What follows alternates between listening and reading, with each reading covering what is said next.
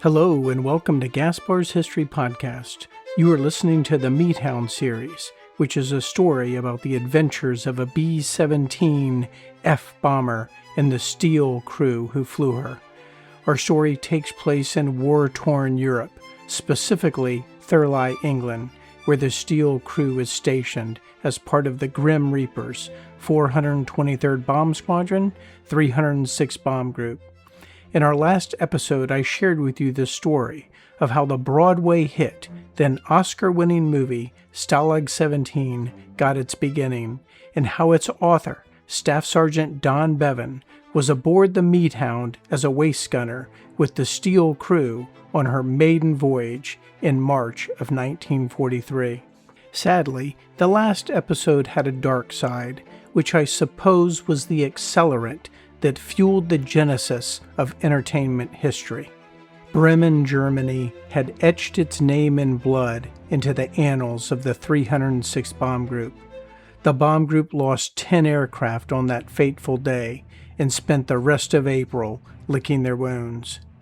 The Meat Hound, in her olive drab dullness highlighted by her nose art beauty, escaped with minor injuries, and her crew did the same. The Meat Hound's gunners put up the most valiant defense, with Staff Sergeants Hall and Petrowski each getting credit for confirmed kills in the defense of the Meat Hound. The mission to Bremen put the 306 Bomb Group out of commission for the rest of April while they trained the 94th Bomb Group.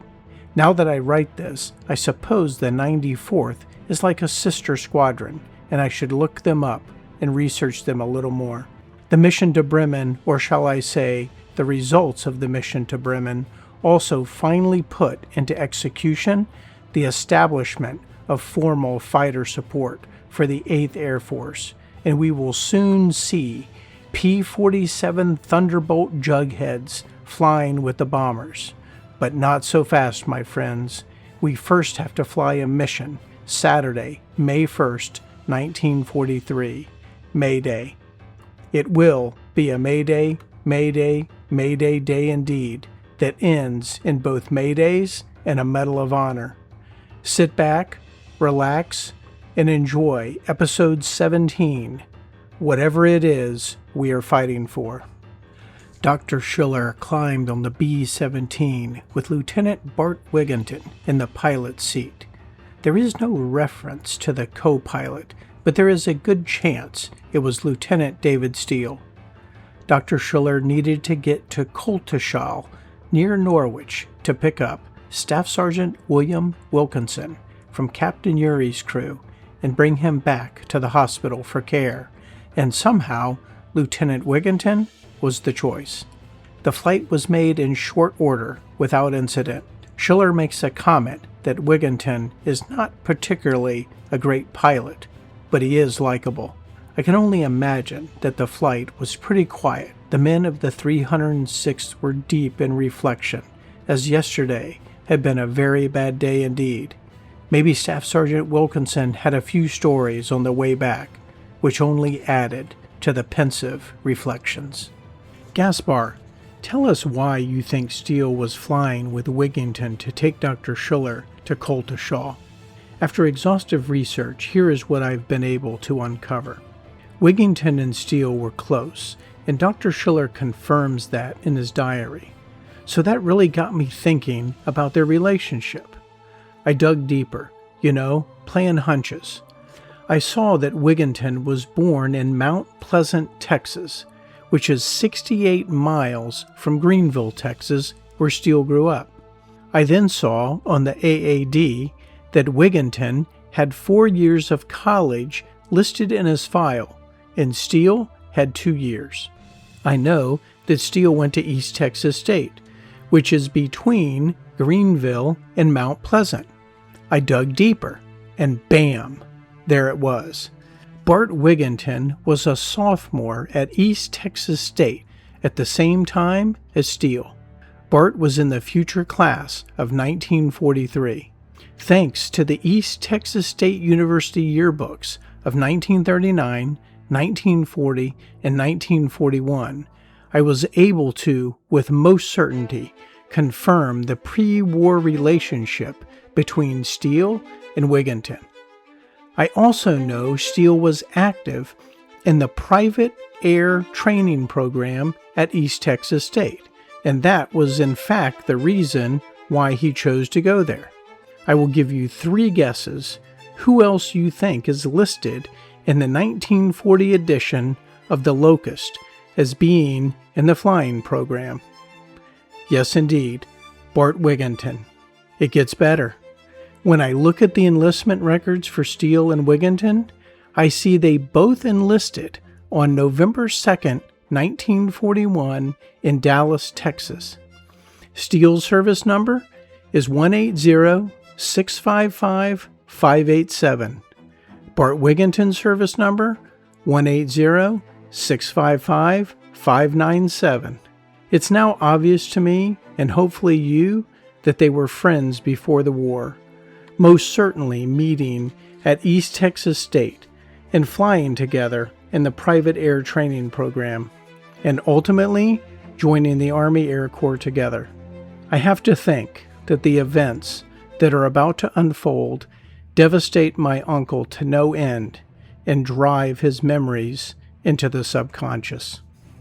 Dr. Schiller's surgeons had been quite busy, and the bomb group's morale always takes a hit when an aircraft brings back a dead crew member. Yesterday, that was Lieutenant Harold Lane in Lieutenant Reacher's aircraft. There was nothing the surgeons could do, as Lieutenant Lane was dead within minutes of being hit. But as Dr. Schiller had commented before, it was far better off to be missing in action than laying on a slab in the morgue. The real impact was the mental state of the flyers, as days like yesterday continued to push them to and beyond their breaking points. They were getting the jitters. From a psychological perspective, is it better to show emotion, to break down, or remain stoic, reserved, and distanced? The 306 Bomb Group has now lost 35 of their original 38 crews. 14 crews have been shot down in the last 3 missions, so don't ever forget Don Bevan's words, how they were the first when the chances of survival were against them. The bomb group's morale was low, but having Lieutenant Eugene Pollock finish 25 missions was a little bit of an uplift. I should also add that Staff Sergeant James Hobbs from the 423rd had also completed 25 missions. I missed this in the 423rd diary, but picked it up in a reference when researching this story. Additionally, it seems that the return of Captain Ryan was also a nice shot of adrenaline, right at the right moment, right time, when morale was extremely low. The plans for the day were to get Staff Sergeant Wilkinson back to the hospital and then go to the dance. A dance had been arranged to help the crews get their minds on something else. The music was loud. I mean, it was a party, so one expects it to be loud. The boys really cut loose, and the 306 band was in fine form. The reality of it was, they knew they were not flying tomorrow, so the dance came with a little icing on the cake. Steele, Wigginton, Captain Chester May, Lieutenant Kisberth, and Second Lieutenant Hamilton toasted fallen crews, toasted those killed. They remembered, and they danced and drank their way through the night. Steele had empathy for his friend, Bart, as Malin, Simmons, McGregor, and Thornton were all missing in action, with the only consolation being chutes were seen leaving the aircraft. Fellow Texan Warren George was also down. Who was going to preach to the new guys? They were going to be training the 94th Bomb Group, and they needed someone to tell the boys the truth. I think when the 94th walked into a room of empty bunks, they knew the truth. It was good to see the boys relax and have some fun. The dance gave Steele time to close his eyes and remember B. Groover, the blue anchor, and dancing the night away. Funny thing is, Steele liked to dance, another nugget pulled from research, and apparently the jitterbug was his dance of choice. As the memories of B flooded his mind, training at Avon Park Bombing Range and Hendricks Field in Sebring, Florida, it all seemed like an eternity ago, and it had not even been a year. The 306th had been taken offline. They needed time to refit. They needed to rest. What does rest look like for the weary when you are training another bomb group along with your newly arrived crews? Good question. Let me tell you, since the 423rd Diary provides a very pointed answer. It looks like classes begin at 8 a.m. and end at 10 p.m., 7 days a week. I know many of you have worked those types of schedules before, so you may agree with me. That sounds like they traded one form of exhaustion for another. On April 20th, a crew from the 410th Bomb Squadron, 94th Bomb Group, was assigned to the 423rd Bomb Squadron for training. That crew was under the command of Lieutenant Leon Kevdar. It's kind of cool that those records exist and that we can see Lieutenant Kevdar's crew. I can share this with you. Research also suggests that his entire crew will not survive the war, and that should not surprise anyone. In that same order of April 20th, 1943, 2nd Lieutenant Stanley Kisberth and 2nd Lieutenant Orman Hamilton are sent to the 8th Air Force's Officers' Rest Home at Stanbridge Earls at Romsey for 8 days. They were being sent to the Flak House to get some rest and relaxation. Was it because they lost friends from the prior mission? Was it because they both had been wounded? Or was it a combination of both? Either way, they were going to miss out on the daily 8 a.m. to 10 p.m. training of the new guys. As the end of April approached, Kisberth and Hamilton would return, and recently wounded Staff Sergeant William Wilkinson was sent to the enlisted man's version of the Flak House, known as Red Cross Rest Home in southern England, for 8 days, just when the fun was about to begin. On May 1st, the orders were posted, even though the crews were being woken up well before they could read the orders. The 306 was back online. There was a big raid planned, and the 94th's crews would start to get a real education.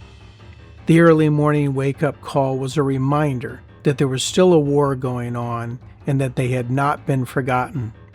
Steele, Wigginton, Jones, Kisberth, Johnson, Check, Urey, Pip, Denny. Who's Denny? It was a big day for Johnson. This was Johnson's 25th mission, a big day indeed. And McCallum would draw a shotgun on their no-named F-Beauty, and little did anyone know how their lives were about to change. Wigginton and Kisberth needed clearance to fly. Wigginton had a cold and was quickly cleared. Kisberth, who had just gotten back from the flak shack, was eager to fly. He had not flown since being wounded in the leg during the mid-February trip to Saint Nazaire. He begged Dr. Schiller to clear him. He said he was ready. The doctor did not see any reason not to let him fly, so he too was cleared. Kisberth rushed back to the briefing room with bells on. 7 crews from the Grim Reapers sat in the briefing room waiting for the reveal. There was the usual chatter, more from the new guys, but that too was usual.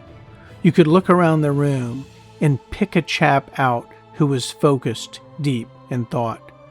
We can picture their faces today, laughing, joking, carefree, then serious and stoic. The reveal. The air was let out of the room. How cruel. Saint Nazaire? Are you serious? Saint Nazaire? Bastards. Lieutenant Kisberth dropped his head. He was devastated and nearly fell to the floor. not Saint Nazaire. Dr. Schiller would take him off the flight list if he wanted. No was the answer.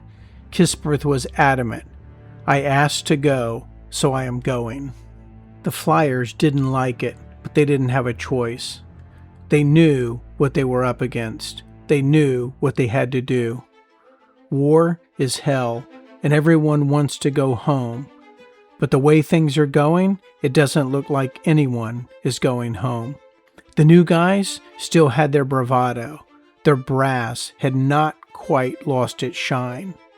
Speaking of new guys, who is Second Lieutenant Denny flying with Wigginton? Ralph L. Denny from Des Moines, Iowa. Denny was 25, maybe 26 years of age, and had joined up as an air cadet in January of 1942. I've not been able to find out anything else, but I'll keep looking. Hey, Steve, I think this is a good project for you since you are in town, so let's see what we can dig up on Ralph Denny. Once again, there would be no fighter escort. Well, there would be no friendly fighter escort into France, and who knows if they will ever see them on their way back. I'll tell you now, spoiler alert, they won't. Let's give credit where credit is due. Lieutenant Colonel Claude Putnam is leading the 306th Bomb Group on this mission. He's the bomb group commander and is ultimately responsible for the men in the bomb group.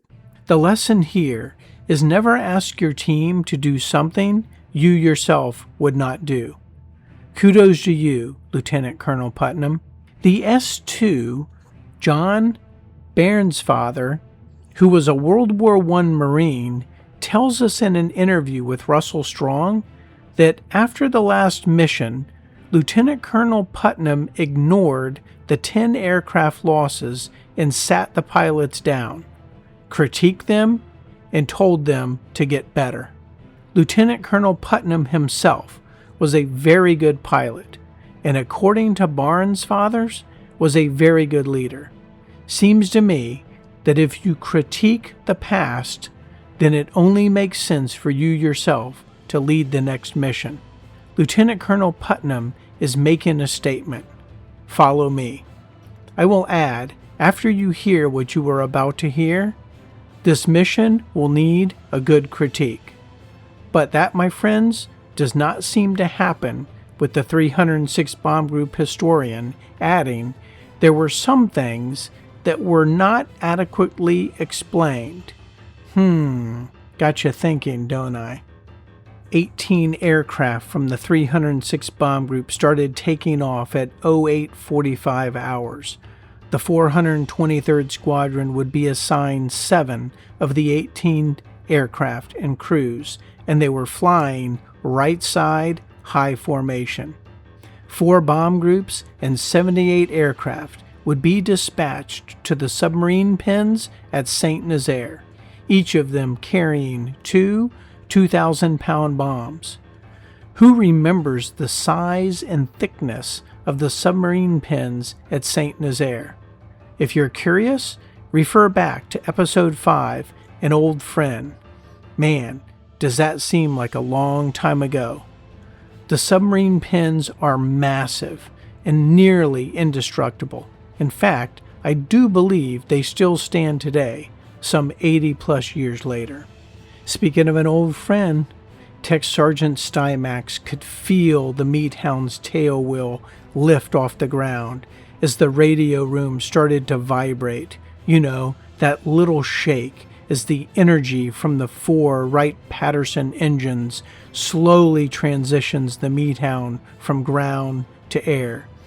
Steele was calling out the airspeed as Jones was fixed on the B-17 F, a no-name deaf beauty that was in front of him, and who was about to give all she had, climbed into formation. As the Meat Hound herself settled into position, Tech Sergeant Stymax from the Bronx, New York, settled into his wireless desk and watched his friends exit the room to get to their positions, and he bid them adieu and Godspeed. The Grim Reapers were being led by Captain Raymond Check, who was flying with Lieutenant William Cassidy. It was cloudy. The skies did not look too inviting. Cloud cover was never good. Okay, it was good if you were being chased. The last trip to Saint Nazaire in cloudy weather did not end well. I hope this series is not one big deja vu after another. Czech and Cassidy were flying 42-52-18 Skywolf, who is slowly building a career for herself. As we put these planes into position, it is a reminder of how fate and luck play their role in war. The 423rd Squadron would end up with 2 aborts at 10:30 hours near the English coast, both within minutes of each other. Captain Smith in DFC and Captain Urey in a no-named F-Beauty, 42-29-793, which will later be named Sheila Be Comin' when she's transferred to another bomb group later in the war. As a reference, the Scarlet and O'Hara also had an abort, so once again, just like that, the 306 is down 3 aircraft as Lieutenant Colonel Putnam calls for the flock to get into better formation, tighten up, close those gaps, which in the end is going to have some irony to it, as it will not play to their advantage. You are probably saying to yourself, Gaspar, what are you talking about?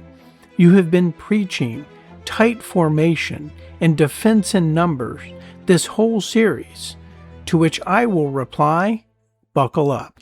Skywolf was on point in the high right squadron. To her right was Lieutenant Pip with Lieutenant James B. Lear in their no-named F-Beauty, 42-5422. They were flying as Czech's wingmen. James Bauman Lear arrived into the squadron on April 11th. He's 22 years old and was originally from Oklahoma. He went to college at Louisiana Tech University and joined the services to fly. My guess is Bauman is his mother's maiden name. They have a special guest flying at the left waist position, a Staff Sergeant Norman A. Neuweiler, who is from the 410th Squadron, one of the 94th's boys the Grim Reapers were trying to train. Neuweiler is 20 years old from Milwaukee, Wisconsin. Coming up on Pip's left is Lieutenant Wigginton, flying with Lieutenant Denny in another no-named F-Beauty, 42-5784. Wigginton had been sick and needed clearance to fly this morning, so he ran over to the hospital with enthusiasm, jumping the creek to get clearance from Dr. Schuller and his staff. He was cleared, and now he's tucked in nicely into the 3rd position of the lead element. The leader of the 2nd element had returned to Thurley with engine trouble, so that left Lieutenant Johnson with McCallum flying a no-named F-Beauty and Lieutenants Jones and Steele flying the Meat Hound side by side, holding the high tail-end Charlie position. As the squadron crossed into the English Channel at Weymouth, Tech Sergeant Bamforth could see the clouds from his top turret canopy and thought that the clouds did not look like they were going to go anywhere. In fact, most crews were reporting an 8-10 cloud day. However, visibility was good, at least 3 miles, Jones was thinking, and Bamforth agreed. Staff Sergeant Smoot reported in on the aborted aircraft. Steele and Jones already knew the answer, but at least the confirmation was good to have. It still did not make them happy. No fighter support, tail-end Charlie, and missing 2 aircraft, which meant their formation was short, 24 Browning machine guns for extra defense. Lieutenant Jones had command of the Meat Hound, and with Johnson to the Meat Hound's right meant Steele was most likely flying, but that is just based on unit formation references. Jones was originally on Captain Czech's crew, but now was flying missions as both pilot and co-pilot. He was fond of Czech and referenced years later in an oral interview that he always had the strongest bond with Captain Czech and the Czech crew. Flying the Meat Hound today was mostly Steele's original crew. Tech Sergeant Bamforth in his engineer's top turret gun position had no issues with the Meat Hound's engines, so he would be able to spend his time focused on her defense. And today, that was going to mean something a little different. In the Meat Hound's nose navigating was going to come in handy today, and would have been handier if the follow-the-leader strategy was not so strictly enforced, or if the trailing aircraft had a say in navigation. Are some of you thinking about déjà vu? Anyway, the navigator is Arthur Morris, who had arrived on April 11th. Now is a good time to introduce Lieutenant Lear's crew, as you will see them integrated through today's story. Lieutenant Lear's crew had arrived in Thurley on April 11th. They were trained over the next couple of weeks along with the 94th, and now were split between aircraft manning various positions in various aircraft. Lieutenant Lear's crew consisted of Lieutenant James Lear, pilot, Maurice Davis, co-pilot, Arthur Morris, navigator, Stanley Stett, bombardier, Sergeants Robert Folliard, Albert Schwartz, Louis Skinner, Maynard Smith, Zygmunt Warminski, and Eldo Wesselow. Probably butchered that name. Wesseloh. Back to the Meat Hound. In the nose with Morris is toggler Staff Sergeant William Hull. Hull was accountable for the two 2,000-pound bombs, and he would be pulling the bomb pins shortly to get them ready for release. In the radio room is Tech Sergeant Stymax, and in the ball turret gun is Staff Sergeant Petrowski. The waist gunners are Edmund Stokowski from Illinois and one of Lear's crew members, Staff Sergeant Albert Schwartz from Ohio. In the tail, and a flyer who is familiar to us, Staff Sergeant James Smoot from Tennessee. The gunners had worked their way to their positions and started to get them ready for combat. The waist gunners assisted Petrowski and made sure his heated suit, oxygen, and interphone were working. Everything was in good order, so he could call us if he needed anything. Once they went to oxygen, Steele started to ask for check-ins to make sure no one had passed out.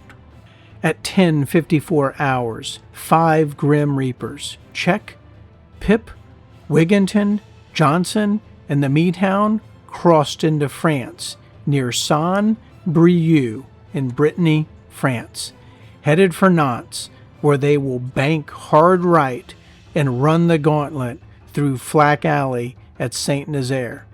Christophe, if you're listening in Nantes, I'm sending the Meat Hound your way to say hello. Staff Sergeant Petrowski could see the weather was getting progressively worse, and he could only pick up the ground in intermittent patches. This had Staff Sergeant Hull worried, as the last thing he wanted to do was bring back 2 one-ton bombs. The Meat Hound was at 26,000 feet, just under 5 miles above the earth.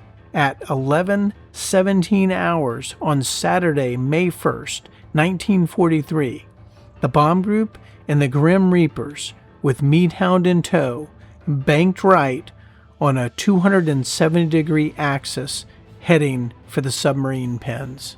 For those crews that knew what was coming, they were clenched just a little tighter. Don't think I'm kidding. They really were. Those that did not know what was coming could see the eyes of their fellow flyers change and their brows harden. No one wanted to make this run into Saint Nazaire, and 82 years later, it's easy for me to say it was just a job. It really wasn't, but it was easy enough to tell oneself until the conscience started to knock on the door with the little reminders of how this was far more than just a job. Steele was flying on instinct and yet calmly tripping at the same time. Flashbacks were running through his head. He was seeing what he had seen before, trying to prepare oneself. The interphone chatter broke the focus. Bandits, bandits, but they were at distance. Jones asked Bamforth to keep an eye on them and report if they charged in. The Grim Reapers opened their bomb bay doors and started their bomb run. The clouds were thick, and patches of ground only became visible in short intervals. The flak was there, but nothing like they had seen before. Tech Sergeant Bamforth was following a bandit as he made a half-hearted attack through the squadron. No need for evasive action. Johnson was next to the Meat Hound. The bomb run was about to start when a flak burst near the group, and hot shards of steel went piercing through Johnson's aircraft. Sergeant Milan, one of the 410 Bomb Group Squadron flyers, guest flyers, was in the nose with Kisberth and started to call for help. Kisberth was down. Not Kisberth. He was hit in the leg, the same leg, in nearly the exact same spot on his last trip to Saint Nazaire. This will be his last trip to Saint Nazaire for sure. The sergeant was able to get Kisberth settled, but not before Kisberth let the bombs go, and Milan also got drilled in the hand by flak. Staff Sergeant Hull was eyeing the Skywolf, waiting for Second Lieutenant Lucas to drop his bombs. The bomb run started at 11:26 hours, and the Grim Reapers delivered their tonnage and played Follow the Leader out of town. Then it happened. Nothing. Well, nothing of significance. Where was the flak? Asked everyone except Kisberth and Milan. There was no carpet of death. Kisberth disagrees. The flak was light. Nothing like it had been before. I can imagine the newbies thinking to themselves, these old guys, the 23-year-olds, had lost it. This is nothing. We will get through this with ease. Chatter on the interphones went something like this. Believe me, boys, it is usually worse than this. It's not usually like this. It's never been like this. Keep your eyes up. Be ready. The only explanation was that the cloud cover had significantly wreaked havoc, or I should say, wreaked havoc on the flak guns of Saint Nazaire, and the crews were thankful for it. Jones and Steele held the Meat Hound steady. Sergeant Milan did a nice job on Kisberth. He was bandaged and morphined. The next thing they knew, they were out in the Bay of Biscay. No enemy fighters in pursuit. The bombing results were probably poor, and even though that was their job, it may mean another trip back. In some ways, that was a fair trade-off between light resistance and poor bombing results. Captain Chester May was lead bombardier, and he reported 910 cloud cover. That means a lot, and there were no bombing results to report. The lead dog in Lieutenant Colonel Putnam's aircraft was unsure of the bombing results. That's how cloudy it was. The Meat Hound's engines were humming, their oxygen was working, their electric suits were warm, they had not used up any ammunition, and pilots and crew felt like everything was in good order. They were following the leader home, with Lieutenant Johnson on the back side of 25 right by their side. The bomb group was in good close order and was following the 91st Bomb Group, and Lieutenant Colonel Putnam was still on point. Captain John Dexter was navigating, and Captain Chester May was sitting on a nose gun with his eyes peeled. The bomb group stayed on their vector for the next 30 minutes as the crosswinds pushed her and the group off course. Deja vu. At 11:59, a 50-degree adjustment was made north by northwest as their altitude slipped under 12,000 feet. In just over 30 minutes, Steele and Jones made another slight right adjustment to their heading as the Meat Hound dropped below 1,000 feet. The pilots reminded the crew to be vigilant, as the Luftwaffe could come out of the clouds at any time, even if their flight path in the Bay of Biscay made that unlikely. The lower altitude was providing good visibility. Jones again believed he could see a good 3 miles. The lower altitude also provided an extra layer of defense. Think about this and how that would work. The Luftwaffe will have altitude advantage during an attack, which is always preferred in air combat. When they attack, their airspeed will be too great to attack straight through the squadron, as they will not have enough time to recover out of a dive before they hit the water. That means they will have to flatten their angle of attack and lower their airspeed, both of which improves a B-17 gunner's chances of knocking one of the bastards out of the sky. Another benefit the B-17 crews picked up when they went under 10,000 feet was that they were no longer hampered by oxygen, and Petrowski no longer needed to have his oxygen bottles changed. It is important to emphasize that Captain John Dexter was the lead navigator for the 306 Bomb Group on this mission. Dexter was in the nose of Lieutenant Colonel Putnam's aircraft, positioned with Captain May in their no-named F-Beauty, with the big identification letters GYP stenciled on her side. Captain Dexter was the 367th's lead navigator, and he was originally on Henry Terry's crew, which was an original crew. Dexter was fast at work, ciphering maps, compass, and airspeed. His calculations said it was time to turn, so he reported in to Lieutenant Colonel Putnam that it was time for a new bearing, north by northeast. After action reports would note, it was the best information Captain Dexter had. The radio compass and command set in Putnam's aircraft were not working, and the Nazis were doing a good job of jamming radios. So Captain Dexter made the call with the best information that he had, and Lieutenant Colonel Putnam made the ultimate decision to head on a new bearing. So why was the 91st Bomb Group still flying straight? You know, someone asked that question. I bet Putnam and Dexter both asked that question. If I say to you 1300 hours, what does that mean to you? When I saw 1313 hours, my first reaction was, I wonder if that was a sign. When I referenced 1313 online, it seems to suggest that that number translates to accept change, make change positive. That's not what I was expecting when I saw this number and knew what was coming. I was expecting it to have a much more ominous meaning.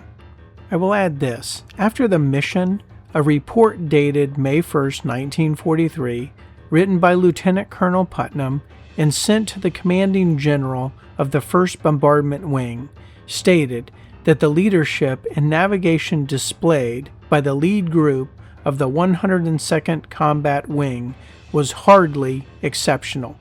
This was another interesting comment and critique between the 306th Bomb Group and the 91st Bomb Group. Russell Strong, in his book First Over Germany, adds his critique to this navigational adjustment. The navigational error was never satisfactorily explained. You see, at 1300 hours, the 306th Bombardment Group turned sharply to the right. When this occurred, Lieutenant Johnson turned to McCallum and said, "Northeast? Why are we headed northeast?" Leland J. Flower, the navigator on Pip's aircraft, was asking the same question. "Lieutenant, what is going on?" Especially when everyone else was headed north. The Meat Hound, along with the rest of the 306th Bomb Group, had settled in a little under 1,000 feet altitude expecting the upcoming land to be England. There was no longer a middle, high, and low section. There was simply a mass of low-flying B-17s with relaxed crews expecting a friendly welcome. To ensure that welcome, Lieutenant Colonel Putnam's aircraft launched flares, the color code of the day, as not to incite a friendly fire incident. The reply from the coast was the proper response, so everything seemed to be in order. And with that, 1313 would have a different meaning for the 306 Bomb Group. The time is now 1340, the approximate time that the wheels fell off the bus. The 306 Bomb Group was flying into heavily fortified Brest Harbor in France. Deja vu all over again. Gardner Reynolds could tell us all about that. The Meat Hound and the Grim Reapers were now around 500 feet altitude, which gave them about 2 seconds of distance before they hit the water. Lieutenant Johnson was on the Meat Hound's right. Skywolf, Pip, and Wigginton were to her front. The Brest Harbor lit up like the 4th of July. Seriously, the harbor turned into the biggest 4th of July show any of these flyers had ever seen. The whole harbor came alive. The Germans started shooting everything they had at the squadrons, and it all seemed to happen at once. The pilots, crews, and aircraft went into an emergency action, and the newbies, for the first time, were thinking to themselves, "What have I gotten myself into?" The German ships in the harbor were flak boats. That meant they were equipped with guns designed to shoot down aircraft, and they were just presented with 15 options to choose from. Let me now add, the bunched, tightly grouped formation made for an easy target. Here's my opinion. I saw several references to the tightly bunched squadron impact, but as I think about it more, growing up a quail hunter, I rarely knocked down a bird when I randomly shot into the group. I was always far more successful picking a target and aiming. The German shore batteries joined in the fight, and Steele was eyes wide open as the tracers came flying past the windscreen. Let's focus on the pilots for just a second. They were in close formation and at low altitude, with everyone being under 1,000 feet. As soon as the Germans opened up fire, Lieutenant Colonel Putnam made a hard bank right to get out of the harbor and back into the sea. And when he did, any aircraft on the right inside of the turns had an immediate problem: the danger of stall. The lead planes make a hard bank right.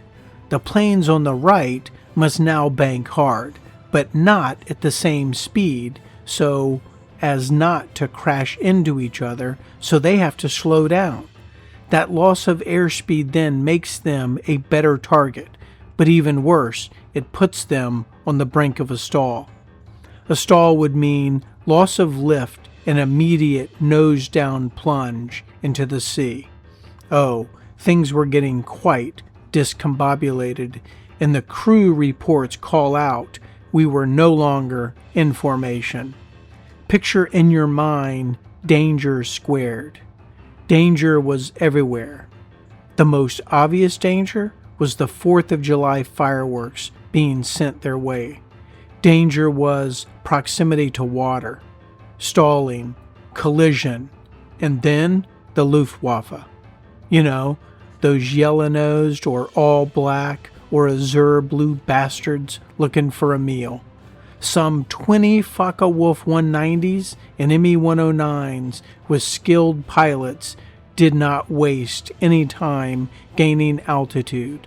They simply came right at the bombers on their terms, fast. The flyover at Brest was one time when the pilots and crews of the 8th Air Force could look their adversaries in the face. Jones, looking out his left window, could see the faces and their grimaces as they fired at the Meat Hound. For the first time, it felt like his enemies were close enough to touch. The Meat Hound's gunners were tearing into the docks and flak stations.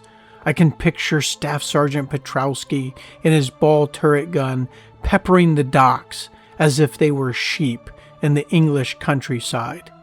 Let's just say that the lads were tired of mutton, so when the opportunity presented itself, maybe a few sheep were dispatched as the crews came back to England. Today, Petrowski would have to settle for flak crews and sailors. Skywolf's waist gunner, Staff Sergeant James Bobbitt, who was on his 17th mission, successfully shot up a flak battery.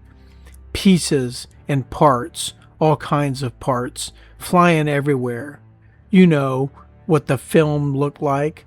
Dust popping, 50 caliber tracers burrowing themselves into the gray metal guns as the Skywolf dodged her way through the harbor. This is a good time to quote Thomas Paine. These are the times that try men's souls. Over the next hour, there will be horrible tragedy in Brest Harbor, followed by a dogged pursuit halfway into the English Channel that results in several instances of the most courageous of actions. These airmen of the Grim Reaper 423rd Squadron 306 Bomb Group will have their mental focus and emotional nerves stretched to breaking points. But they all did their duty, carrying on in the most desperate of times. Steele and Jones were fighting the Meat Hound, her airspeed, throttle, and yokes, trying to get everything they could out of her so that she continued to perform as they needed her to.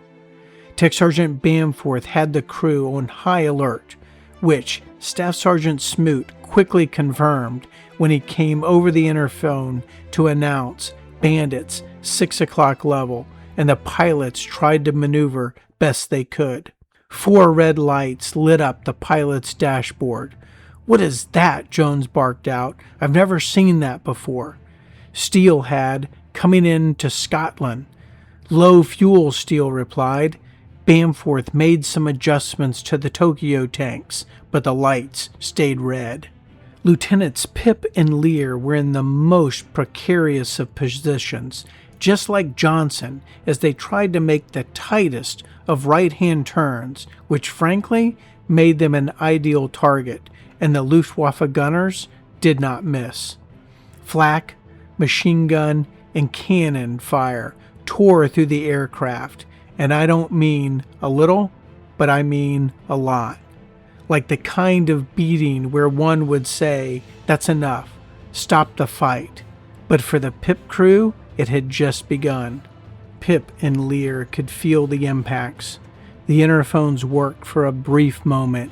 Then came that awkward silence. Not real silence because the sounds of war were loud, but the silence of others who were no longer there. Engineer Tech Sergeant Rogers took a bullet right through the hand. He grimaced as it knocked him off his guns. He tried to wrap it with whatever he had. He grabbed his flying scarf. That will do.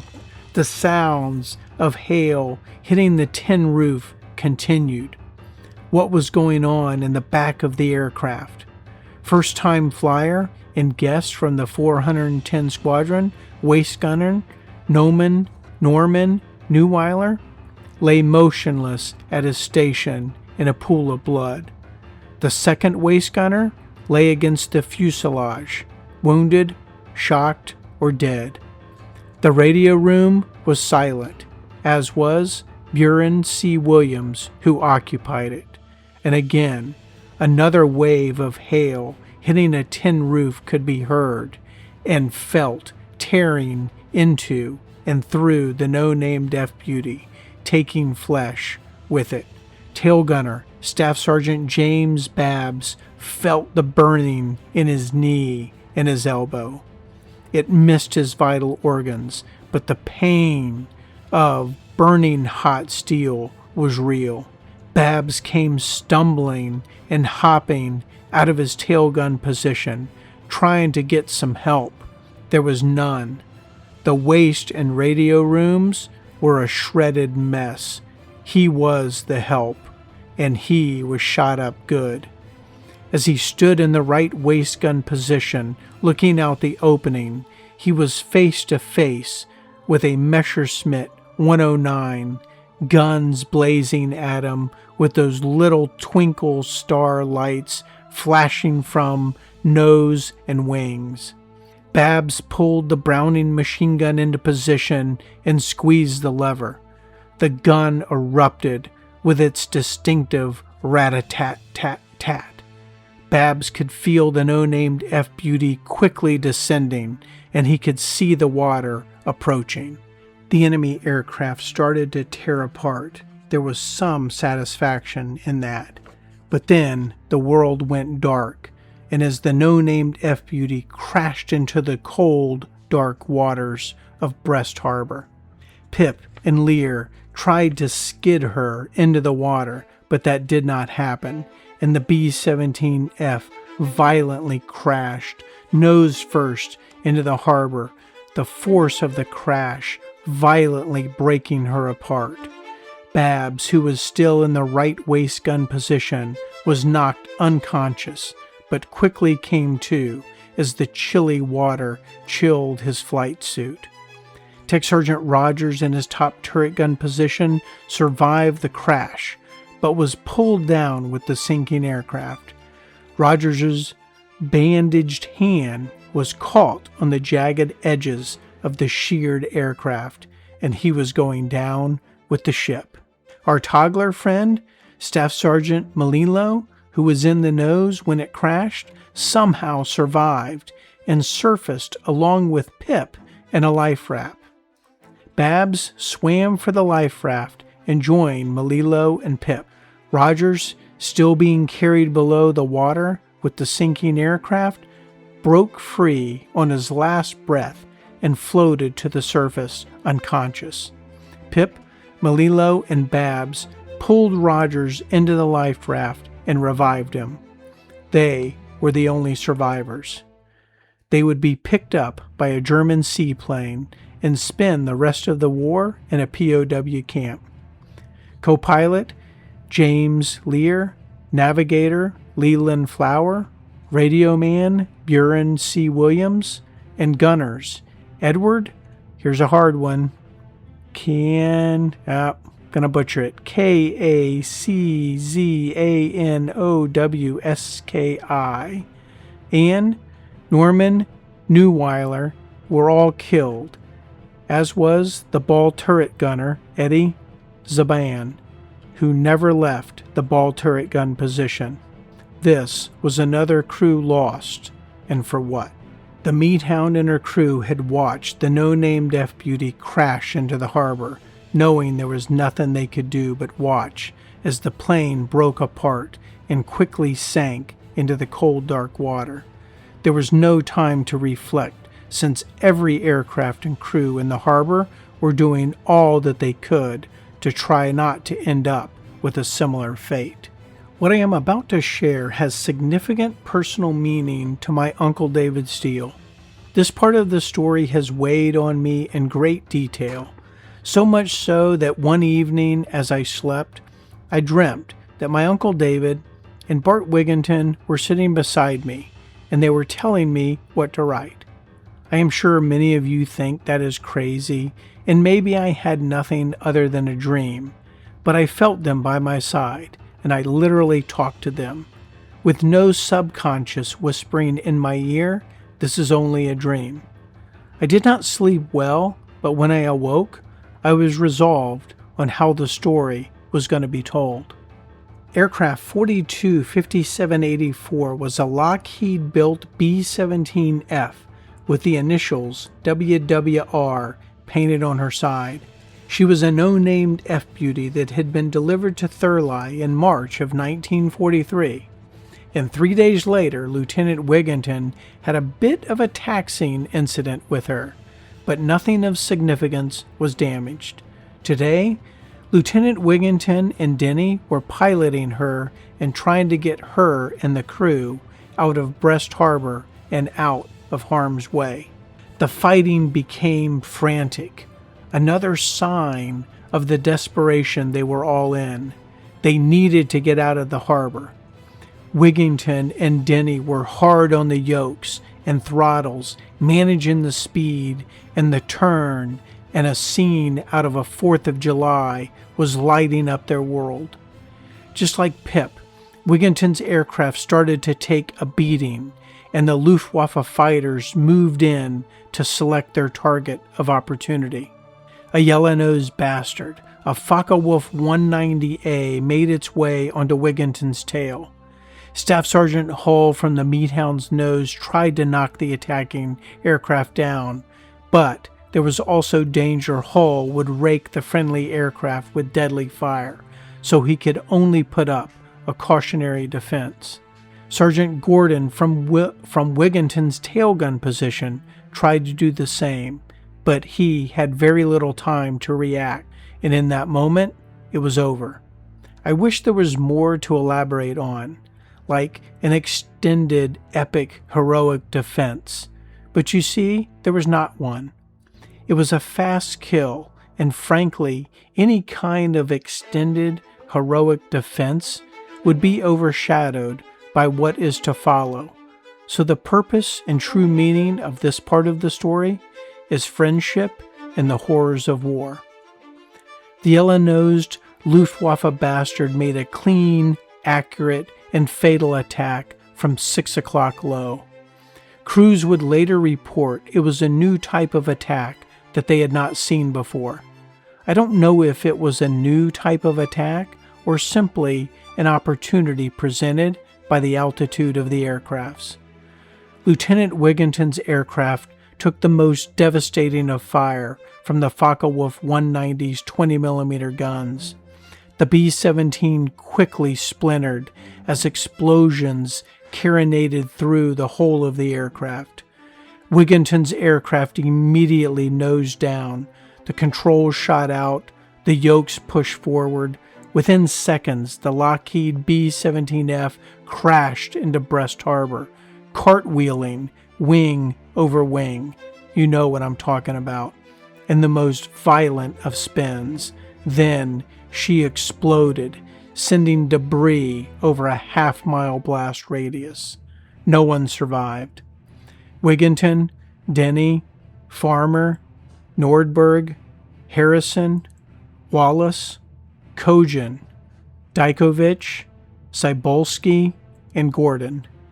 Missing Air Crew Report 15635.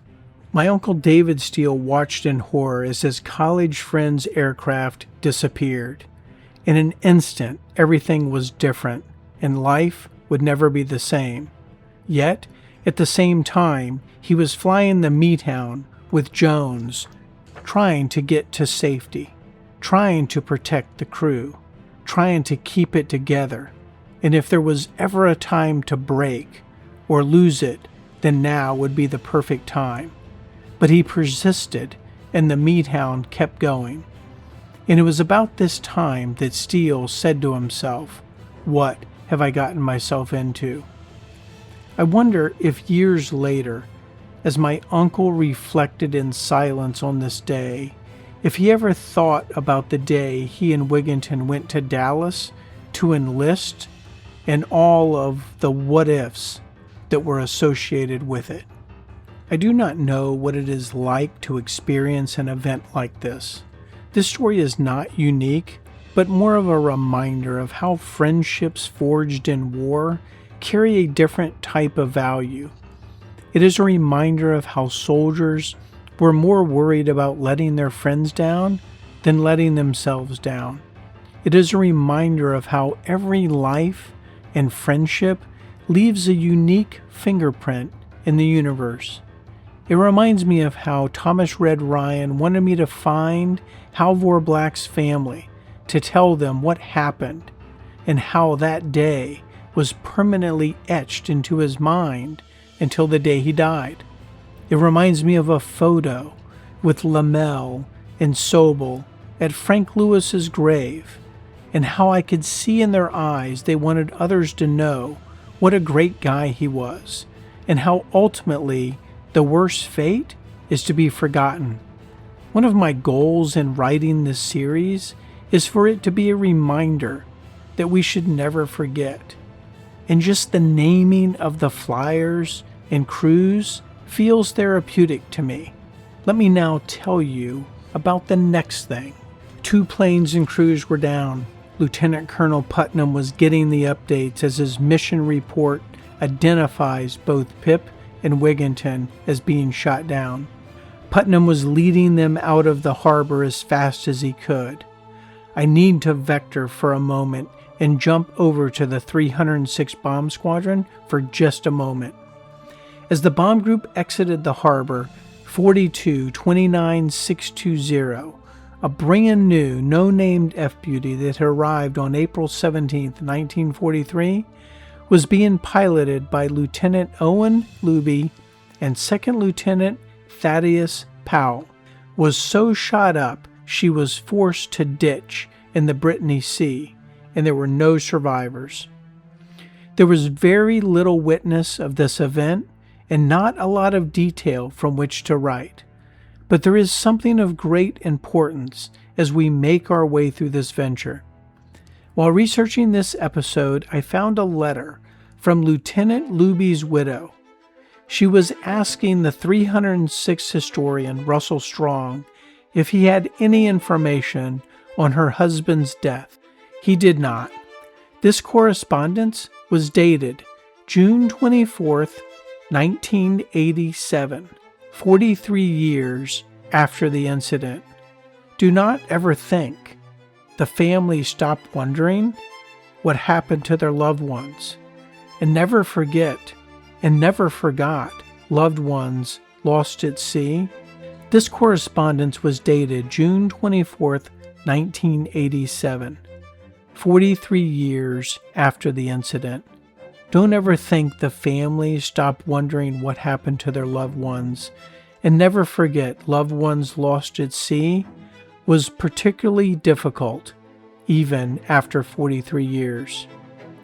Lieutenant Luby's crew of Powell, Clayton, Zabawa, Alexander, Van Sickle, Teagarden, Oakman, Wenzel, and Witchmer were never recovered and lost at sea. The French have placed a marker in Brest as a memorial. The bomb group was limping out of the harbor, and even though I have been primarily focusing on the 423rd Bomb Squadron, there were numerous aircraft shot to pieces. Only Luby's, out of the 367th, had gone down, but this day and story has a lot of untold stories of courage that I'm simply not going to be able to get to. Let's keep moving out of the harbor with a new plan on how to get to England. Imagine all crew members manning guns except for the pilots. Imagine crew members tending to the wounded. There are no time stamps on the last 2 legs home. That simply means no one had time or cared enough to write them down. The route map shows a loop in Brest Harbor with a sharp right bank that takes them back into the Brittany Sea. Then a vector shift to make a northerly run for safety. There were no friendly fighters for support. They were on their own. By 1350 hours, the crews had become engaged in numerous defenses that would take them all the way up to the English coast. I know what Jones is thinking right about now. It sure would be nice to have some fighter protection. The tail gunners sounded the alarms. Bandits, 6 o'clock. Skywolf, Meat Hound, and Johnson prepared for the Luftwaffe fighters and made small evasive maneuvers, only having 500 feet of altitude to work with. Engineer Tech Sergeant Farrenhold, a fellow Meat Hounder who is familiar to our story, is engineering for Lieutenant Johnson's aircraft. He sees a Focke-Wulf 190 and calls the enemy aircraft out to his crew over the interphone. Bandit, 7 o'clock high. Lieutenant Johnson had the no-named F-Beauty somewhere between 500 and 800 feet, so Fahrenhold knew the yellow-nosed bastard would not be able to dive through the formation and would have to flatten his angle of attack. Fahrenhold had his Sperry gun sight set for a Focke-Wulf 190 and was tracking the bandit. The tail gunner and left waist positions were also following the bandit and trying to align proper deflection. The Luftwaffe pilot was apparently quick on decisioning and revved his BMW engine to a high whine, increasing his speed as he flattened his attack. The BMW radial engine screamed as it closed within 1,000 yards. Fahrenhold could see the flashes from the Focke-Wulf wings, and he knew they were under fire. Fahrenhold adjusted his Sperry sight system for distance and clicked the Focke-Wulf in and squeezed the lever. The twin Browning machine guns sent out a reply to the 20mm cannon. Fahrenhold stayed on the Browning's trigger, sending over 100 rounds of ammunition towards the attacker. He had not quite given the bastard the whole 9 yards, but he still gave a good amount. I was reminded by a friend of the show, the son of the Meat Hound's ball turret gunner, that I needed to add in the saying whole 9 yards, and he is correct. World War II U.S. bomber crews have 9 yards of ammunition and a 50 caliber ammo belt, and as we have heard in the last 2 missions, there has been a lot of giving the enemy the whole 9 yards. The Focke-Wulf pilot was determined and placed his cannon fire directly into the midsection of the no-named F-Beauty. Fahrenhold's 50 caliber bullets tore into the Focke-Wulf's exaggerated cowling, and the aircraft immediately nosed down. At such a low altitude, the Luftwaffe pilot made no attempt to save the aircraft and barely escaped the aircraft before it crashed into the channel's waters. Fahrenhold watched as the pilot gently glided down for a chilly swim. The Grim Reapers inched closer to England while the Luftwaffe pilot was cooling off. Things started to heat up on Johnson's no-named F-Beauty. Pun intended. Lieutenant Johnson later recalled in a conversation with Russell Strong, quote, "I knew we had been hit and had a serious problem.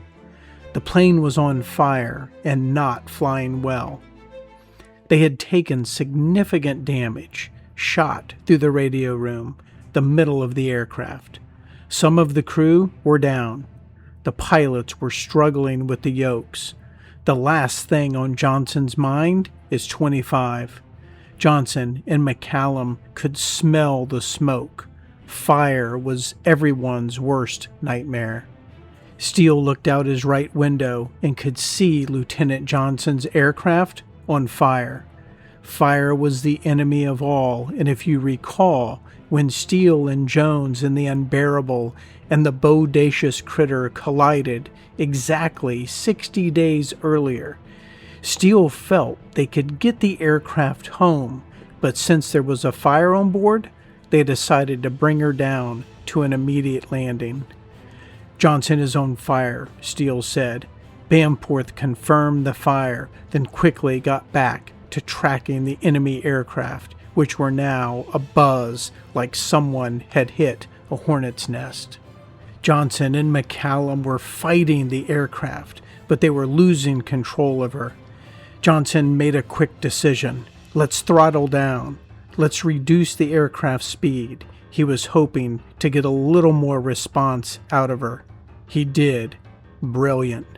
Not bad for a 21-year-old. Not bad for a 21-year-old, eh?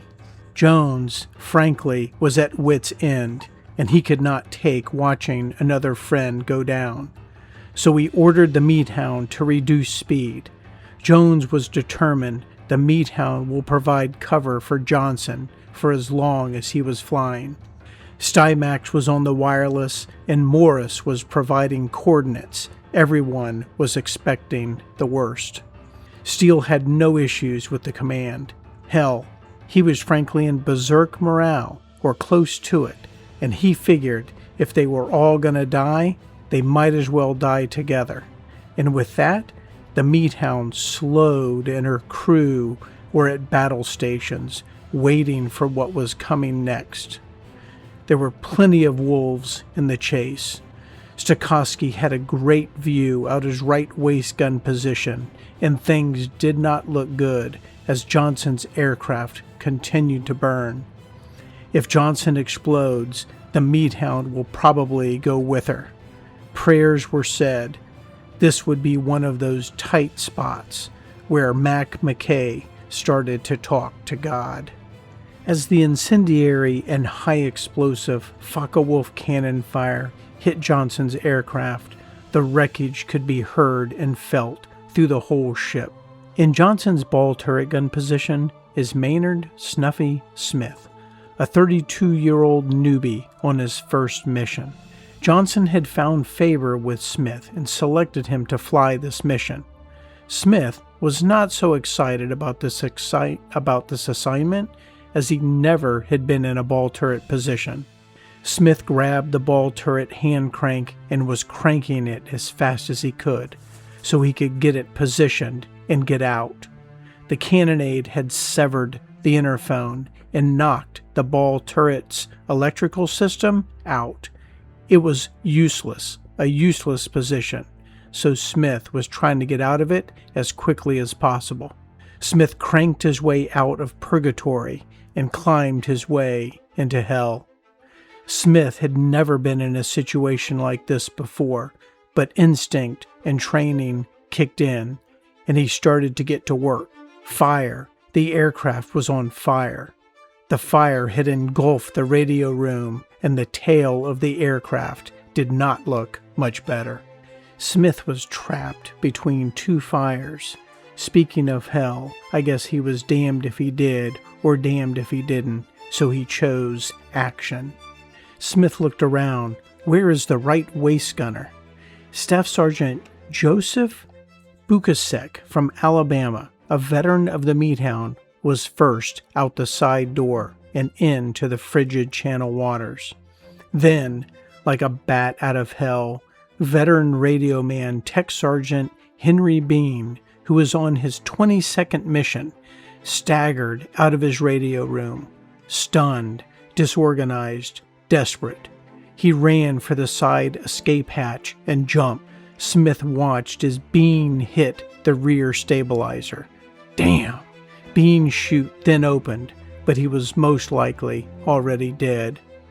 The left waist gunner had had enough, and he too jumped out his gun hatch, but got hung up by his parachute harness and was stuck.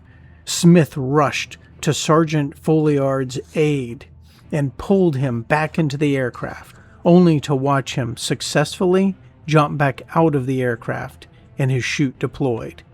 Smith was thinking to himself, what have I gotten myself into?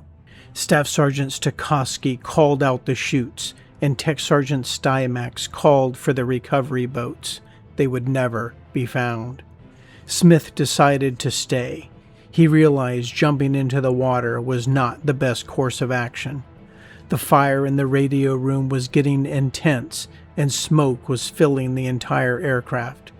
Smith grabbed a fire extinguisher off the bulkhead, wrapped his face in a scarf, and proceeded to walk into the radio room, fighting the fire as he went.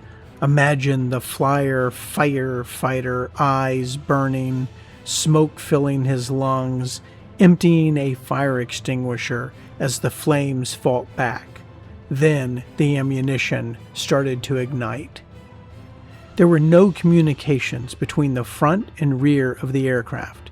Johnson needed to know what the hell was going on back there. Johnson commanded Farrenhold to find out what is going on back there and take a fire extinguisher. Farrenhold opened the door to the bomb bay and was met by a sheet of flames. Kisberth was down and could not help. Milan was on the nose gun. He too was wounded. Fahrenhold quickly shut the door, positioned the fire extinguisher, then once again opened it and blasted the extinguisher into the abyss of the bomb bay with no result. He reported back to the pilots that it did not look good. They were on fire and he could not see into the rear of the aircraft. Johnson and McCallum were getting the worst information, but the no-named F-Beauty continued to fly, so Johnson figured with each minute they were that much closer to the rescue boats, and if they go down, they won't have a life raft as theirs had burned up. The Meat Hound continued to fly cover when Smoot and Bamforth called in the attack. Focke-Wulf, 190, 6 o'clock level. Bamforth did not have a shot. The Luftwaffe pilot could see the big fat prizes in front of them, one of them smoking, the other one virtually alone. The pilot in his multicolored machine was poised to get a couple of kills before the Spitz show up for protection. The Luftwaffe aircraft was flying level when he opened up with his arsenal. Staff Sergeant Smoot retaliated. It was tit for tat. The tit tore the antenna off the Meat Hound, which is sort of like the appendix. Did they really need it anyway?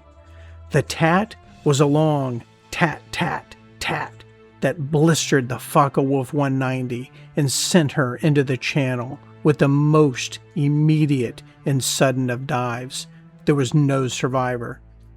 Staff Sergeant Smoot had a defensive kill, and the Meat Hound and Johnson crept a little closer to the English coast. Johnson was on fire. The radio room ammunition had started to explode, and when it did, Smith jumped like popcorn in hot oil. Smith showered the radio room with the extinguisher fluid, but the no-named F-Beauty continued to burn. It was crazy.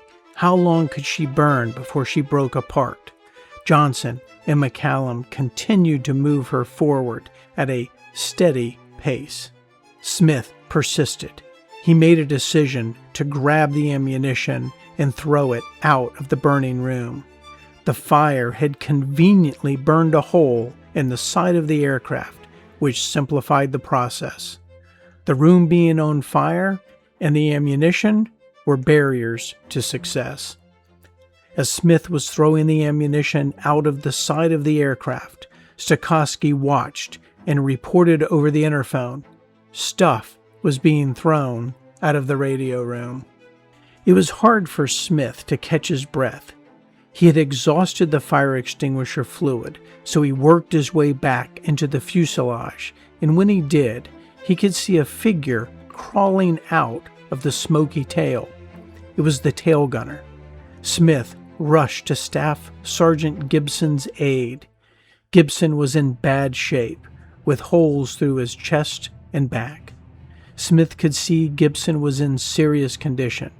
He got to the wound, a hole clean through the lung. Smith patched it the best he could and loaded Gibson up with morphine. He then laid him on his left side so that he would not drown in his own blood. Another group of enemy fighters jumped the 3 planes of the 423rd Squadron. Same song, second verse. There seems to be a lot of deja vu going on in this story. Focke-Wulf, 6 o'clock level, focused on the Skywolf and Captain Check. He was looking to take down the leader, which we read in Heinz Noker's diary was a thing. The Meat Hound's guns erupted. First Smoot, then Bamforth, then Stokowski. The Focke-Wulf held course and unleashed a deadly cannonade into the Skywolf, which then was met by counterpunches from Edwards in the tail, Beloga from the ball, Bobbitt from the waist, and Sawicki from the top turret. Oh, let me add, Smith from the burning, no-named F-Beauty. I know what you are thinking. That's not possible, but I'll get back to that. The Focke-Wulf could not make the full gauntlet run. The pilot made a half roll and fell out of the cockpit, letting gravity pull him out, the sign of a very skilled pilot indeed. Gaspar, get back to Smith and Johnson. Okay, so after Smith had secured Gibson, he started to go back to the radio room to fight the fire, but saw the Focke-Wulf 190 coming in on an attack, so he grabbed a waist gun and put a few rounds downrange in one last act of defiance. The attacking Focke-Wulf went down around 1440 hours. With the Focke-Wulf dispatched, Smith worked his way back into the radio room with a water bottle and the urine bucket. Desperate times call for desperate measures. He saturated the fire with the water, then the urine. The fire was still hanging on, so Smith himself urinated on the fire again in one last act of defiance. Smith fell to his knees, pounding on the fire, beating it down as his clothes started to smolder. Smith had done it. He had managed the fire under control. Johnson, McCallum, and Farenhold had no idea what was going on back there. Johnson only knew the aircraft was flying a little better and she was holding together. The Meat Hound was shading the no-named F-Beauty when land was in sight. The fuel lights were still lit. There was not much left in the tank. There would be no landing at Thurley. The bomb group landed at the first available airfield, which was Predannick. Johnson and McCallum lined the aircraft up. Their first thought was if the landing gear was going to go down. It did. Second, Johnson was nearly certain as soon as the aircraft touched down, she would break apart, throwing the aircraft into several pieces. There were prayers. McCallum was reading airspeed. They backed off the throttles as their sweaty-gloved hands manhandled the yoke. Touchdown. The no-named F-Beauty's wheels hit the ground with no incident. Throttles back, and she glided to a stop. They had done it, and they had no idea what had just happened, but they had brought the aircraft back to England. The aircraft got a lot of immediate attention. Fire crews, medical staff, interested parties. The medical staff got onto the aircraft to attend to Gibson, Kisberth, and Milan. Gibson needed medical attention for sure, and as they stretchered him off the aircraft, Johnson heard him say, "Get me a Purple Heart." Kisberth would also need surgery, and this mission to Saint Nazaire would be his last. Milan would be able to get off the aircraft on his own accord, but he did have a hole through his hand. As the medical crews started attending to the flyers, the no-named F-Beauty began falling apart, first cracking at the fuselage right behind the wings. This B-17 F model had also given all she could, and had been able to hold it together for as long as she needed to. Now, she would be sent to the scrapyard. Too bad parts of her were not saved. Jones, Steele, the Meat Hound crew were bringing her in on fumes, very little fuel left. And to be honest, that has to be a testament to Tech Sergeant Bamforth, the engineer. But wait, Tech Sergeant Bamforth was not done. As Jones was bringing her in, Steele flipped the wheels down and nothing happened. The Meat Hound's landing gear was not working. Jones needed to decide, would he circle one more time or belly in? If they circle one more time and run out of fuel, they could nose down and crash. It was a tough decision, but Jones decided to circle one more lap. Tech Sergeant Bamforth jumped on the hand cranks and turned as fast as he could to get the wheels down. The green light came on. They were down and locked, and Jones glided her in. As they taxied to a parking spot, the engines started to shut down. It was a close call indeed. The Meat Hound's crew would walk her, surveying the damage, and it was really quite remarkable. There was very little. Crazy, right? She was missing an antenna and had a couple of holes punched through her. She had been through Saint Nazaire, Brest Harbor, and the fighter attacks across the channel. Yet, the Meat Hound had fared better than most. It really is crazy how much fate plays a role in missing at sea or walking away. For Lieutenant Lewis Page Johnson, he was quoted as saying, "This is a hell of a way to finish." He had finished his 25 missions, and against all odds, he was one of the ones walking away. Johnson, McCallum, Farenhold, and Smith, they walked the aircraft and watched as she started to break apart. Smith would later be quoted, "All I know is that it was a miracle that this ship didn't break in two in the air, and I wish I could shake hands personally with the people that built her. They sure did a wonderful job, and we owe our lives to them." This series opened with tributes to the Boeing, Vega, and Lockheed factories, and unlike many aircraft used by various nations in World War II, the American aircraft had a quality and survivability component to them unlike any other. Let me be specific as it relates to what you just heard about, this no-named F-Beauty that gave her all. On this walk, Lieutenant Johnson would also personally thank Smith for, quote, "staying with the aircraft." So, what kind of shape was this aircraft in? Well, let's review.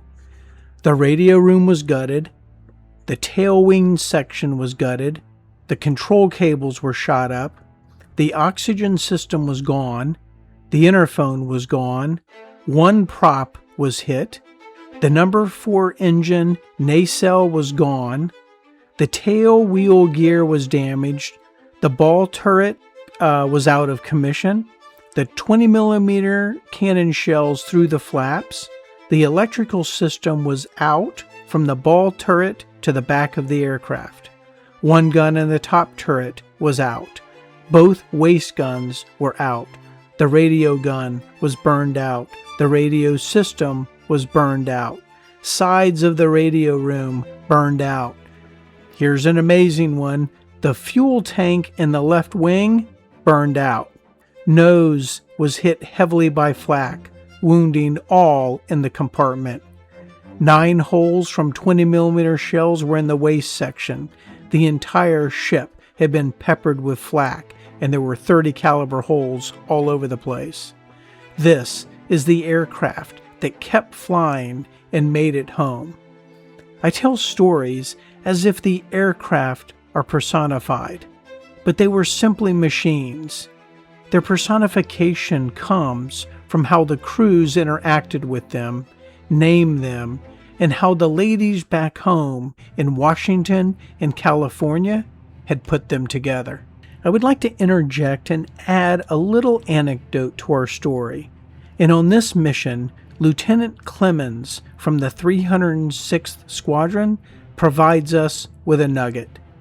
Lieutenant Clemens and his crew were flying 42-29744 Battling B, and when they were asked about their mission, they replied, "Brest, son of a bitch." This mission might be over, but you see, the past is never really dead. It's not even the past. This mission lives in history and is about to blow up into epic proportions. The Pentagon and the 8th Air Force were looking for a hero. The war was starting to drain on morale, as long wars do, and this one was nowhere near complete. The daily casualty counts were growing. The newsroom was in need of a good story. The country needed a hero. Then came May 1st, 1943. Brest, son of a bitch, had laid on her altar a hero, a sacrificial lamb of sorts. This podcast and series is primarily focused on the 423rd Squadron, 306th Bomb Group, the Meat Hound, her friends, the Steele crew, and their friends. The Steele crew and the Meat Hound were integral to today's mission, and it's important to tell their story and how it relates to the day and the future. In fact, the Meat Hound will return to Thurley carrying a future Medal of Honor winner, and no one is the wiser. There is so much that happens after today's events that I am simply going to give you some thoughts to ponder, some cane to chew on, some other resources to dig into if you see fit. Maybe someday, as you walk through the Air Force Museum in Dayton, Ohio, you will say, "Hey, I know this story and this flyer. I heard it on the Meat Hound series." Johnson and McCallum had brought home an aircraft that falls apart on the runway. The aircraft would have never survived if it were not for the heroics of her crew, both in the front and the back of the aircraft. After the 20mm shells hit the midsection of the aircraft, the front of the aircraft had no idea what was happening in the back, and the back of the aircraft had no idea what was happening in the front. This actually led to Johnson not recommending Maynard Smith for a medal, because he said he did not know what he had done. And so begins the drama. The Meat Hound and her crew had a first-hand view of the actions by Maynard Smith. Unfortunately, the, quote, "see other attached" page of their mission report does not seem to have survived the war, so we are missing a page of what happened to Pip, Wigginton, and Johnson, other than the few brief notes in the flight surgeon's diary. Captain Check makes the following comment on his report: "Saw the crew of Johnson's ship do distinguished service in fighting the fire on Johnson's ship. Pilot to be commended too." Okay, that's a start. The next day, Jones, Steele, Bamforth, Petrowski, Hull, Smoot, Stymax, Stokowski, Schwartz, Morris, and the Meat Hound bring Johnson, McCallum, Farenhold, Milan, and Smith back to Thurley, and waiting for them is Andy Rooney, who had been tipped off that he had better get to Thurley if he wants a good story. Andy Rooney captures Maynard Snuffy Smith's story, and it hits the newswire, and like a fire in the radio room of a B-17 F bomber, the flames of heroism burn bright, and someone said, "We have what we've been looking for." As far as the U.S. Army was concerned, the stars had aligned. The Secretary of Defense was planning a summer visit to England. Things could not be working out any better. Maynard Snuffy Smith, the 32-year-old from Michigan, would be nominated for the Medal of Honor. Tech Sergeant William Farenhold from McKees Rocks, Pennsylvania, would be nominated for a Silver Star. Sergeant Milan from Seagonville, Texas, would be nominated for a Silver Star. Milan would be dead by the time the Silver Star was awarded, May 20th, 1943. Another reminder of the trials and tribulations of the young men in our stories. Lieutenant Lewis Page Johnson from Crummies, Kentucky, would be nominated for a Silver Star. Staff Sergeant Gibson would get his Purple Heart, and Lieutenant Kisberth would get the Purple Heart with Oak Leaf Cluster, the first to be issued in the 306th Bomb Group. Through the years after Smith was awarded the Medal of Honor, the story grows a lot of tentacles, scales, and barnacles. Research suggests that even if the fellow flyers of the 306 Bomb Group thought Maynard Smith deserved a medal, there were challenges to it being the Congressional Medal of Honor. Even the name Arizona Harris was resurfaced with the question, why not Arizona? If you're interested, I share Arizona's story in Episode 5, the Meat Hound series, An Old Friend. Smith was not your typical soldier either. He was 32 years of age. He was not overly liked, and the fact is, the day he received the Medal of Honor, he had to be excused from KP duty in order to attend the ceremony. Like I said, there is a lot of backstories here to digest, and I'm simply not going to chase it.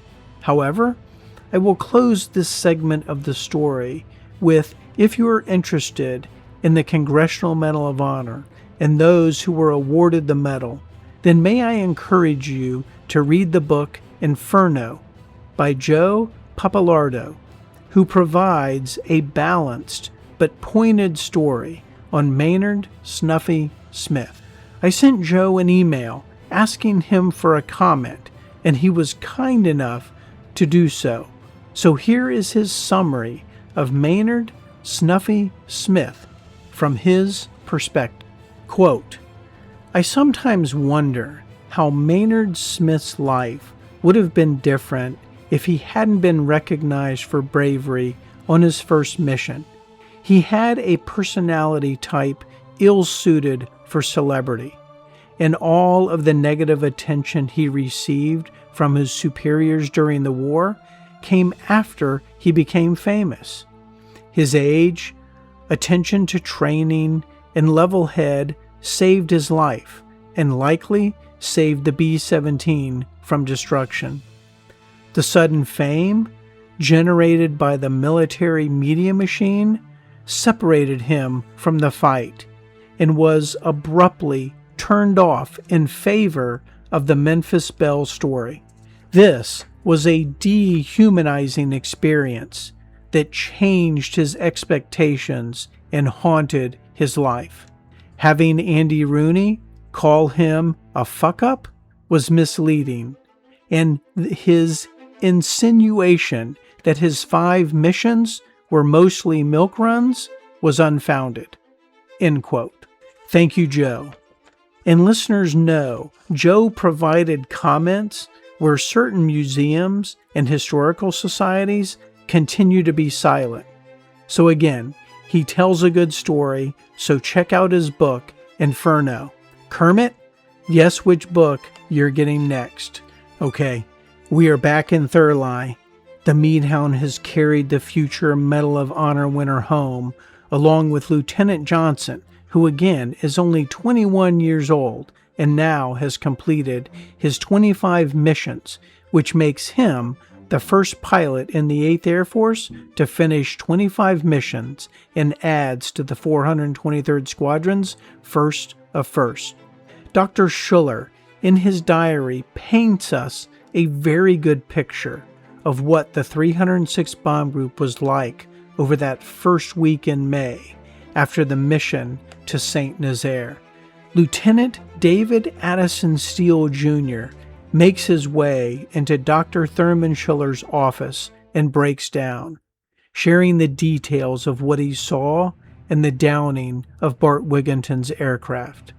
I am convinced that Dr. Schuller's detailed description of the event was based on Steele's story. The good doctor tags Steele with, quote, obvious case of the jitters, and notes Steele was a close friend of Wigginton, and then sends him to Flax City for a week of rest and relaxation. This was just the beginning of what the doctor called a pretty bad state of affairs. The doctor adds to his diary, the one I particularly hated to see go down was Lieutenant Wigginton. He was one of the eagerest, most likable fellows I have known. He was awfully friendly and was really a clean, good fellow. That night, Dr. Schuller got a call and headed over to the barracks. Captain Chester May had broken down, crying, "Doc, I'm tired and fed up with war." The good doctor would send him with Steele for a week's rest and relaxation. Oh, this is just the beginning.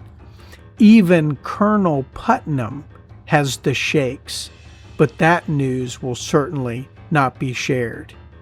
And what about Captain Dexter, the navigator from the last mission? Well, he was shattered and inconsolable. Then there was Lieutenant McGoffin, who has been in prior episodes. McGoffin makes his way to the hospital and asks to be checked in so he can rest. We're not done. Captain Wright, the operations officer of the 94th Bomb Group, who was training with the 306th. The captain came in and simply said, "Afraid." He was afraid. This is where a direct quote from Schuller, with his words, puts into our vivid pictorial memory what is actually going on and how 19, 20, 21, 22, 23, 30-year-old men are coming apart at the seams, and they will never really want to talk about it again for the rest of their lives. The doctor states, quote, "All have said they continue to go if ordered, but that they knew they could no longer do their job. There isn't a combat man in this theater who isn't afraid, and almost all of them admit it. But this is the first time I have seen a man refuse to go. He did this in spite of the fact that he realizes he could be charged with cowardice in the face of the enemy, which carries the penalty of a firing squad." Dr. Schuller and his surgeons had their hands full. On May 4th, 1943, Lieutenant Steele, Captain May, and Lieutenant McCallum were sent to Stanbridge Earls at Romsey for 7 days of rest and relaxation. In the same order, Maynard Smith was promoted temporarily to Staff Sergeant. It was probably best that Lieutenant Steele was at Stanbridge Earls at Romsey when a British officer showed up with the news for the 423rd Bomb Squadron. The officer shared the story of Lieutenant Warner and Steele's first co-pilot, Arnold Carlson, and the downing of their aircraft, and how Warner and Carlson had been killed. Up to this point, there had been hope. He shared that they were buried in a common grave, and they were given a funeral, and that the French families continued to place flowers on their graves months after their deaths. Dr. Schuller then wonders, Warner, Brady, Wigginton, wonderful fellows, all dead because of whatever it is we are fighting for. As I bring this episode in for a landing, I am reminded of the old adage, flying is easy, it's landing that's hard. Dr. Schuller was instrumental in documenting the undercurrents and morale at Thurley. He has laid for us a foundation of history to which we may build upon. The benefit for us is that Dr. Schuller laid this foundation based on the actual men who were there and who left their footprints on our lives. All of our lives, whether you are related to them or not. Use this story as motivation to go find your relatives, to see how they were connected to this great conflict we call World War II. Use this story to adopt a soldier, sailor, airman, airwoman, mechanic, nurse, who you believe deserves your thanks. The French families in Normandy, Brest, The Belgians at Henri Chapelle provide us with inspiration and insight into how powerful a thank you can be. Just think of the things you may find while you're looking for something else. And remember, the past is never dead. It's not even past. Thank you for listening, and I hope you enjoyed episode 17, Whatever It Is We Are Fighting For. Gaspar, out.